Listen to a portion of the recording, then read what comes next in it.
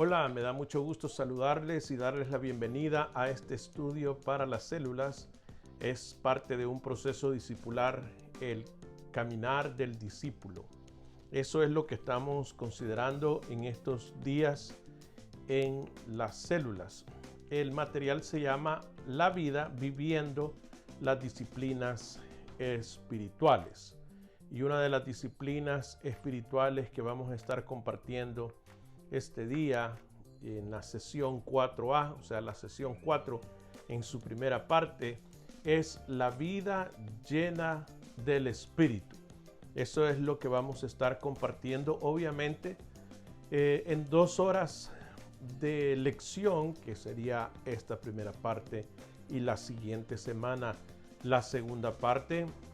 No podemos abarcar absolutamente todo acerca del Espíritu Santo, pero ciertamente daremos recursos, estaremos compartiendo verdades bíblicas que nos ayudarán a entender mucho más la vida llena del Espíritu.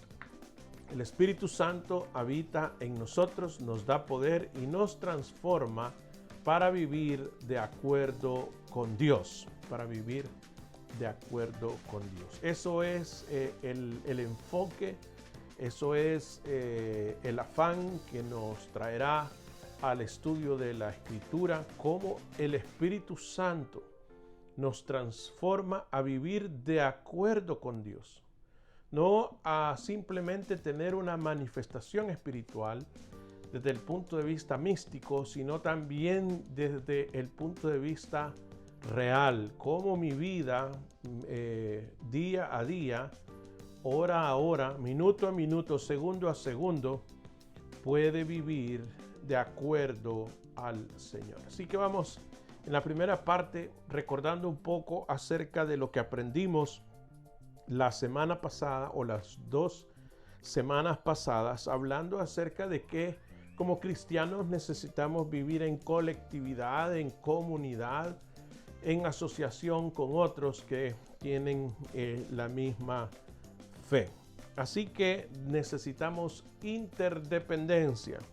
El colectivo o la asociación de la que estamos hablando no habla de una uniformidad, no habla de que somos robots, somos individuos que interdependemos los unos a los otros. El estar juntos no es lo único que deberíamos de hacer. Es importante para la unidad y para la colectividad, pero también, además de estar juntos, de estar cerca el uno al otro, se nos puso el ejemplo de aquellos pinos en el norte de California que entrelazan sus raíces y eso les ayuda a tejer una estructura bajo tierra para que cuando vengan los vientos, cuando venga la tempestad, ellos se mantengan firmes, unidos, porque han interconectado sus raíces. Hablábamos de eso y entonces hoy veremos cómo el Espíritu Santo también nos permite vivir esta otra disciplina. En la parte introductoria, el autor del estudio nos habla acerca de cómo una guitarra, un instrumento de cuerdas, requiere que se le cambien las cuerdas de cuando en vez o de inicio debe usar cuerdas nuevas. Esas cuerdas deben tensarse, pero en base a la experiencia del arpeo, o sea, del estar haciéndolas sonar juntas. No siempre estarán en el tono. Entonces, las clavijas, el recurso que se tiene para tensar esas cuerdas, tiene que usarse constantemente para estarla afinando, para que todas las cuerdas de manera armoniosa puedan sonar perfectamente. Entonces, al inicio de una cuerda nueva, hay que estarla tensando mucho más frecuente que cuando ya ha tenido cierto uso. Aún con el uso que haya tenido esa cuerda, habrá que hacerle ajuste, pero ese ajuste será menos frecuente que cuando es nueva. Aquellos que usan instrumentos de cuerda como la guitarra habrán aprendido de esa experiencia. Así también nos dice el autor de que nosotros cuando venimos al Señor venimos como pecadores, ¿verdad? Romanos 3:23, por cuanto todos pecaron están destituidos de la gloria de Dios. Eso éramos nosotros antes, estamos destituidos de la gloria de Dios. Cuando digo antes, es antes de conocer a Cristo, aquel que entona, aquel que ajusta las cuerdas para que nuestra vida esté en el tono con el Padre.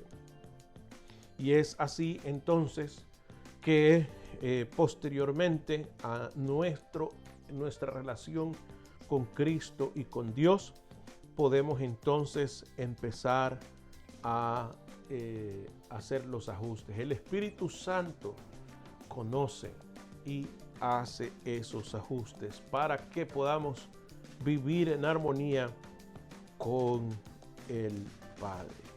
Necesitaremos cada vez menos, si es que practicamos los principios bíblicos, estaremos necesitando un ajuste en nuestras vidas. Pero por fin el tono que debemos de dar es el tono de Dios, estar en armonía con Dios. Y el Espíritu Santo nos ayuda a vivir en armonía con el Señor. Dice, piense en una experiencia en la que escuchó o cantó algo desentonado. ¿Qué palabras usaría para describir el efecto de esta música en usted o en otro creyente? ¿Qué pasa cuando uno escucha una orquesta, una banda, un grupo musical y alguien está desentonado? ¿Qué pasa cuando se ejecuta un recital o un concierto y el tono está desentonado? ¿Y qué pasa cuando uno es el que está trabajando en el altar y quiere tomar la nota de los músicos y entra en un tono diferente? Y todos los músicos empiezan a luchar por entonar con el cantante, por lo general.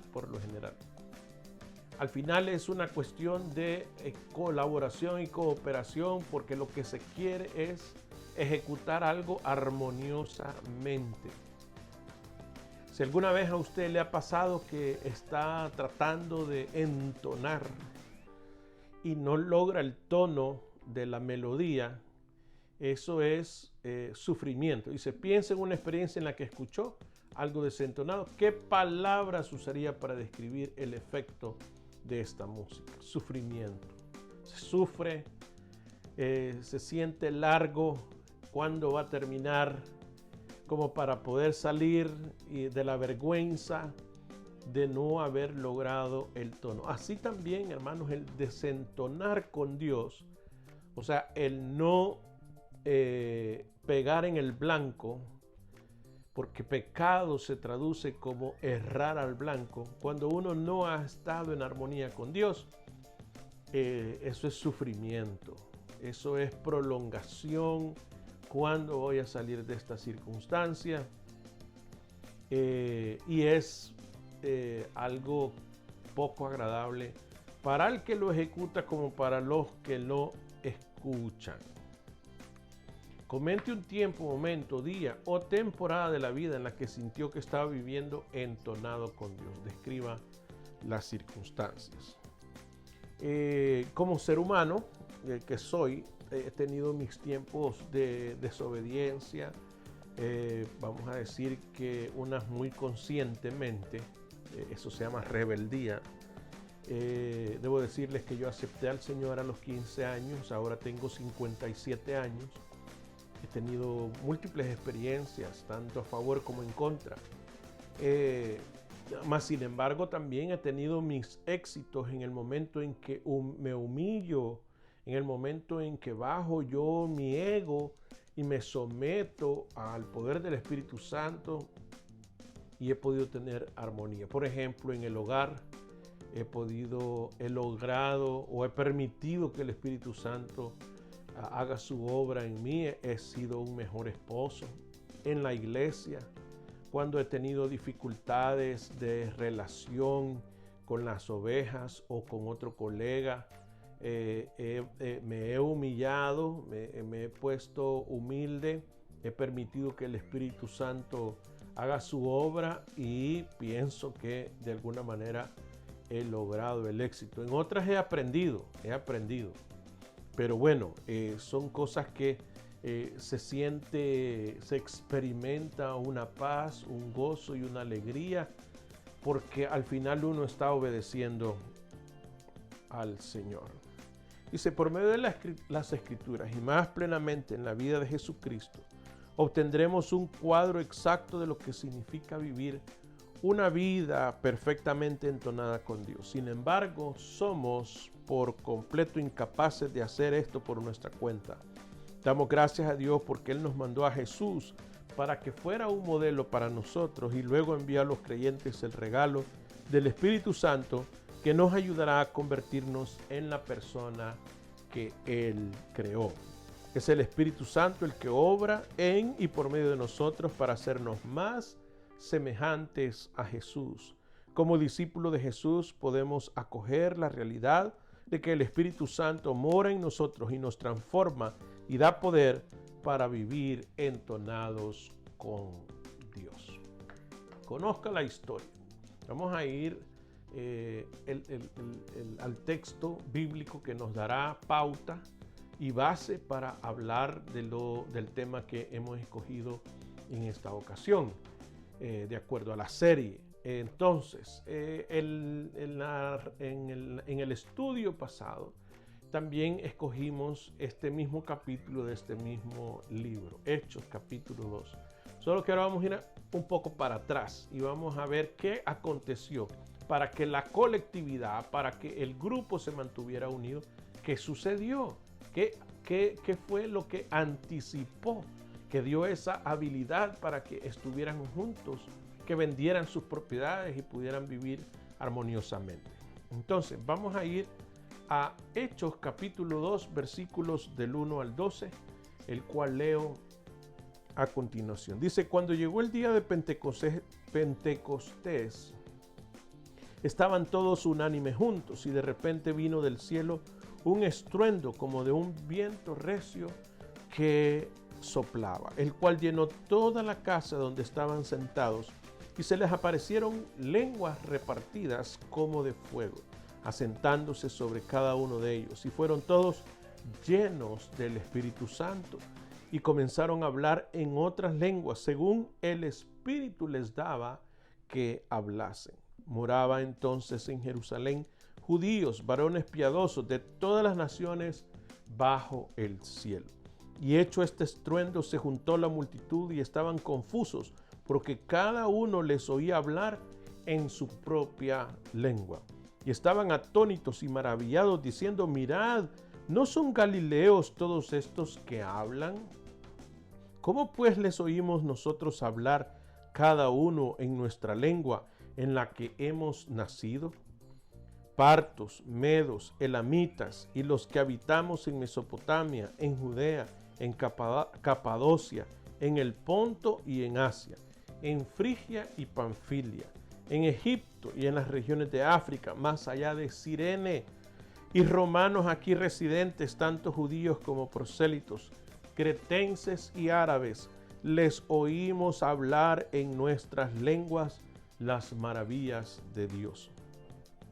Y estaban todos atónitos y perplejos, diciéndose unos a otros, ¿qué quiere decir esto? Vamos entonces a reflexionar sobre el texto y vamos a responder de manera reflexiva. ¿Qué encuentra interesante acerca de este relato? ¿Por qué? Y encuentro interesante, hermanos, que los apóstoles estaban esperando en el aposento alto la promesa del Espíritu Santo conforme a lo que Jesús les anticipó. Y el mandato que el Señor les había dado de dar a conocer el Evangelio. Así entonces veo que el resultado de la venida del Espíritu Santo, del bautismo en el Espíritu Santo, conforme a lo que Juan el Bautista dijo acerca de Jesús y lo que Jesús también anticipó, les dio el poder para ser testigos, porque eso fue lo que el Señor les dijo. Pero recibiréis poder cuando haya venido sobre vosotros el Espíritu Santo y me seréis testigos. Así entonces ellos atestiguaban de la resurrección de Jesucristo, y todos los que se han enumerado aquí de las diferentes naciones de donde vinieron los judíos piadosos, les escuchaban hablar en sus lenguas, dice, o sea, les entendían. Eso para mí es interesante acerca de este relato. Yo sé que hay más que decir, pero no quiero acaparar la conversación y necesito que ustedes también compartan en su célula. ¿Qué observó usted en este pasaje acerca del Espíritu Santo? El Espíritu Santo tomó el control de los apóstoles, tomó el control de ellos y causó un efecto deseado, que fueran testigos. A través de lenguas repartidas como de fuego, estos apóstoles experimentaron el poder y la habilidad de ser testigos de nuestro Señor. Vamos a analizar la historia. El Espíritu Santo en las Escrituras. Cuando fue el día de Pentecostés, hermanos, que sucedió 50 días después de la Pascua, tal cual estaba establecido desde el Antiguo Testamento, habían peregrinos religiosos procedentes de todo el mundo que viajaron hasta Jerusalén para celebrar dicho acontecimiento. En Hechos capítulo 2, los creyentes hablaron en lenguas. No solamente en una lengua espiritual o una lengua que trajera edificación individual, sino principalmente pudieron hablar en el idioma de los oyentes, de los que estaban ahí.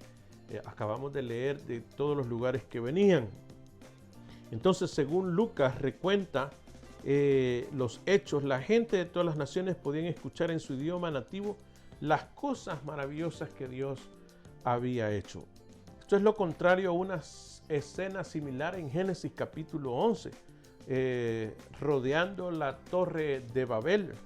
En esta la gente estaba fragmentada después de que Dios confundiera los idiomas en toda la tierra como un resultado de su orgullo al intentar fabricar una torre hasta el cielo con el fin o el propósito de hacerse de renombre. Aquí en el Pentecostés, por lo contrario, la gente estaba unida después que Dios diera a conocer el Evangelio en los idiomas de las personas presentes, lo que dio por resultado que los creyentes se jactaran en el nombre de Jesús. O sea, dos eventos comparativos: la Torre de Babel, hubo confusión de lenguas. En el día de Pentecostés hubo manifestación de poder a que todos pudiesen entender.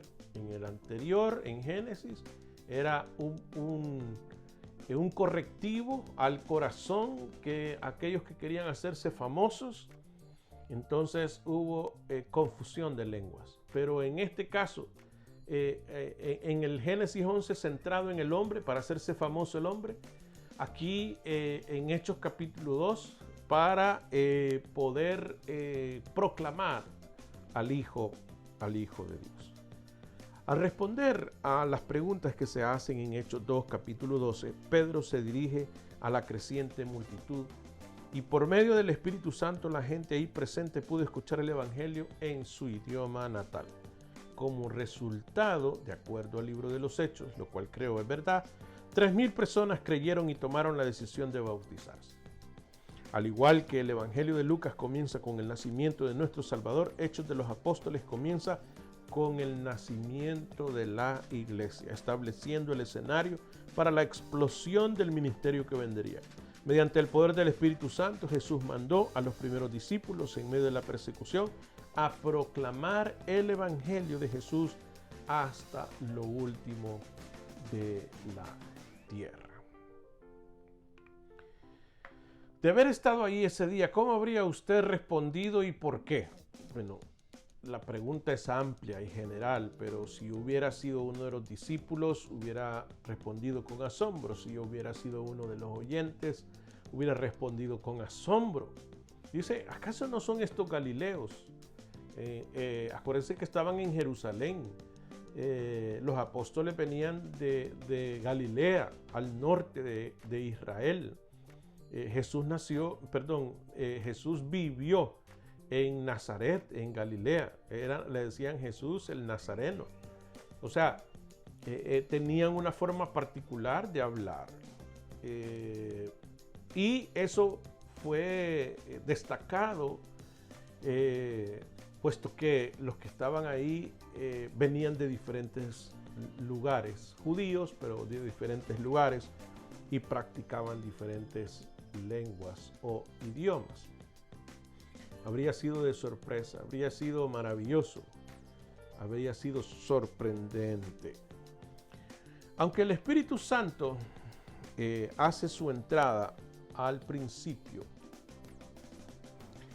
de Hechos 2, el Espíritu Santo estuvo obrando desde mucho antes de ese momento del día de Pentecostés. Acuérdense que estamos destacando el Espíritu Santo en las Escrituras. El Espíritu Santo estuvo obrando de acuerdo a la Escritura en lo que es la creación. Nos habla y nos describe la naturaleza de Dios como Dios el Padre, Dios el Hijo y Dios el Espíritu. Y el Espíritu Santo estaba presente en la creación y existe eternamente como un miembro distinto a la divinidad trina, que es la fuente de la vida. Es nuestro maestro y guía, es la manifestación de la presencia de Dios. El Espíritu Santo llenó y capacitó a la gente en el Antiguo Testamento y dio poder al ministerio de Jesús, haciéndolo capaz de expiar por los pecados del mundo, juzgar el mundo, destronar al malvado y reinar con justicia y rectitud. Vamos ahora entonces a la obra del Espíritu Santo. Con frecuencia Jesús habló del Espíritu, enseñándole a los discípulos que esperaran por el Espíritu Santo, ya que Él era la promesa del Padre. Lo estaba destacando en el punto anterior, Lucas 24:49. En relación a esto, en numerosas ocasiones Jesús hizo énfasis en que sería Dios el Padre quien enviaría al Espíritu a los discípulos para enseñarles y recordarles todo lo que Jesús ya les había enseñado. Lo que es muy significativo sobre lo sucedido ese día de Pentecostés es que desde ese momento cada creyente recibe el don del Espíritu Santo. En el Antiguo Testamento el Espíritu Santo venía y se iba, pero desde el Pentecostés el Espíritu Santo mora de manera permanente en cada creyente, queriendo decir que pertenecemos a Dios. ¿Qué significa que el Espíritu Santo mora de manera permanente en nosotros, queriendo decir que pertenecemos a Dios? El Espíritu Santo es las arras, dice Pablo, es el anticipo del novio a la novia de que va a volver. Es la marca como cuando se celebraba la Pascua y el ángel de muerte pasó para llevarse a los primogénitos antes de la salida del pueblo de Israel de esclavitud de Egipto. Entonces, así como la sangre estaba pintada en los dinteles y el ángel pasaba bajo esa muestra, así también el Espíritu Santo es el anticipo, es la marca de que le pertenecemos al Señor. Así que el Espíritu Santo mora en nosotros y es la garantía, esa es la palabra que andaba buscando, la garantía de que nosotros le pertenecemos al Señor. La obra del Espíritu Santo ha existido eternamente y a través de la historia humana en muchas formas activas, pero también vemos en las Escrituras que hoy también de muchas maneras. El Espíritu Santo está activo en nuestra vida, al igual que en la iglesia primitiva. Cada creyente recibe el Espíritu Santo en el momento en el que recibe a Cristo como Señor y Salvador. El Espíritu Santo nos conoce en nuestras debilidades, intercede por nosotros en oración, nos ayuda a entender las Escrituras, nos compromete a adorar en grupo, nos consuela durante las situaciones de crisis, revela el propósito de Jesús para nosotros, nos recuerda nuestra identidad en Cristo, nos convence de nuestros pecados y nos apoya para presentarle el Evangelio a otras personas que viven sin Cristo. No sería posible hacer la obra del Señor sin el Espíritu Santo. El Espíritu Santo también da a cada miembro del cuerpo de Cristo dones espirituales para edificar y dar poder a la iglesia. En el Nuevo Testamento tenemos un cuadro de la obra del Espíritu Santo que nos da dones de manera individual, pero que nos unifica colectivamente y nos prepara para funcionar como la iglesia.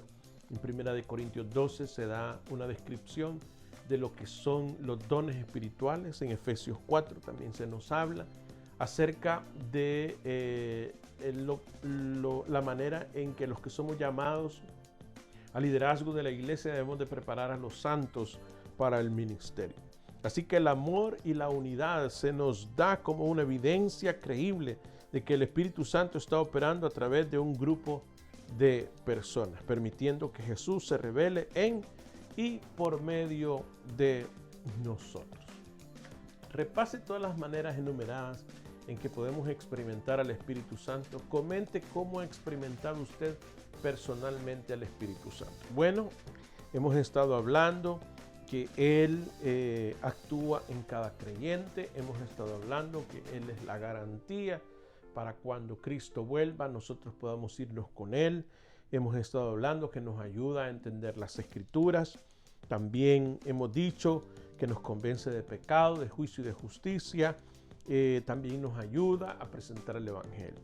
En mi caso particular, hermanos, frecuentemente encuentro la manifestación del Espíritu cuando expongo la Escritura, puesto que la habilidad, así como los discípulos en Pentecostés tuvieron esa capacidad de comunicar y que les entendieran, no solamente por el lenguaje, sino también por el contenido de lo que estaban diciendo, y hubo esa gran cantidad de convertidos.